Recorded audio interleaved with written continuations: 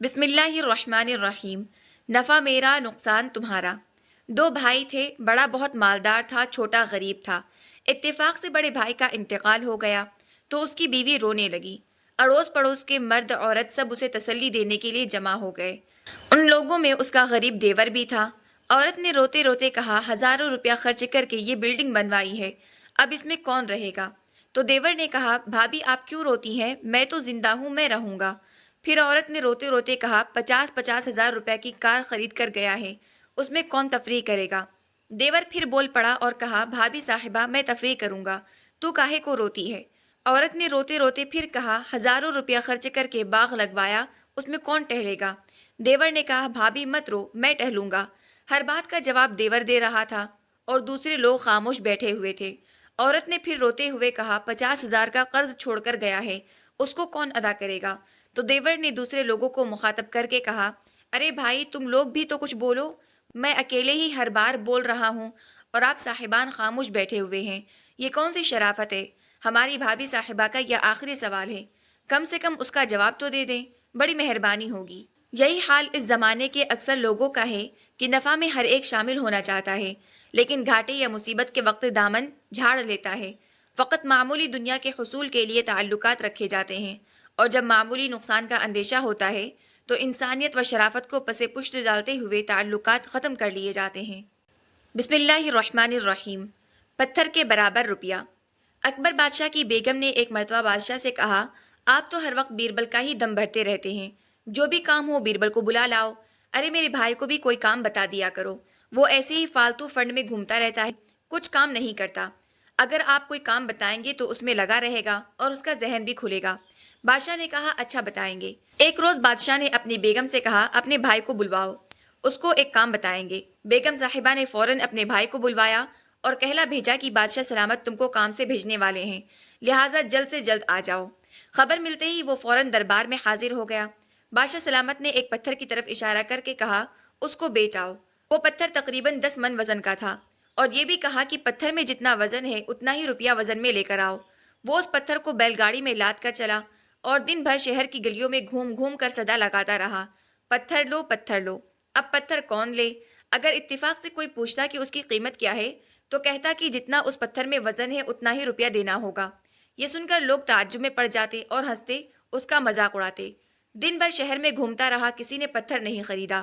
شام کو اپنی بہن کے گھر جا کر پتھر واپس کر دیا اور کہا، اتنی قیمت میں پتھر کون خریدے گا؟ بادشاہ سلامت نے شام کو اپنی صاحبہ سے پوچھا، آپ کے بھائی پتھر بیچنے کو گئے تھے، کیا ہوا؟ بیگم صاحبہ نے کہا، آپ نے کام بتایا تو ایسا بتایا کہ جو عقل کے بھی خلاف ہو۔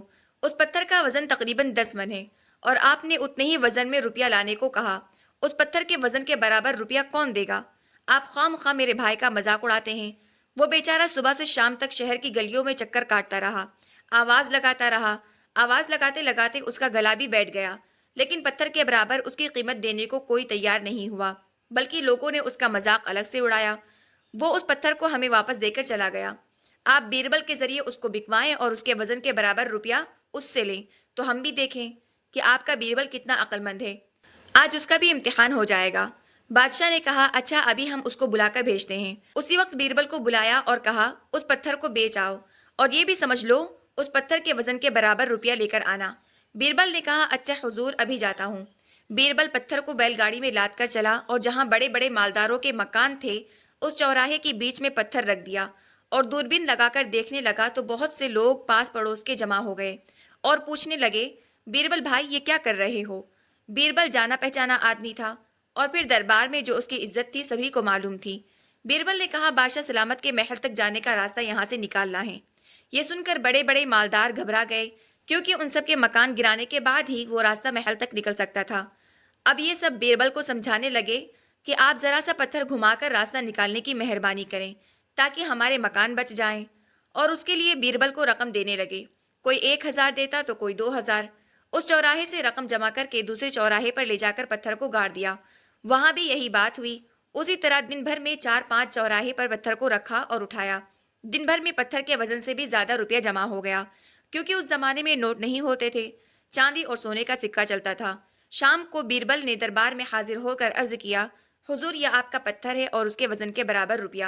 یہ کہہ کر پتھر اور روپیہ بادشاہ کے حوالے کر کے چلا گیا۔ بادشاہ نے اپنی بیگم صاحبہ سے کہا، دیکھا بیربل کا معاملہ، وہ پتھر بھی واپس لے آیا اور اس کے وزن سے زیادہ روپیہ بھی۔ یہی وجہ ہے کہ میں ہر کام بیربل سے لیتا ہوں۔ اس کے بعد کبھی بھی بیگم صاحبہ نے اپنے بھائی کی سفارش نہیں کی۔ ذہین اور تیز آدمی اپنی ذہانت کے ذریعے بہت کچھ وہ چیزیں حاصل کر لیتا ہے جو ایک عام آدمی نہیں حاصل کر پاتا۔ اس لیے اللہ تعالیٰ نے جن حضرات کو ذہانت عطا فرمائی ہے، انہیں چاہیے کہ وہ اسے دین کے کاموں میں لگائیں اور اس کے ذریعے جنت کے اعلیٰ درجات حاصل کریں جو دائمی ہے۔ دنیا کے حصول کے لیے اسے خرچ کرنا اور آخرت سے غفلت برتنا، ایک اعلیٰ چیز کو معمولی چیز کے لیے استعمال کرنا، جسے کسی بھی صورت سے عقل مندی نہیں کہا جا سکتا۔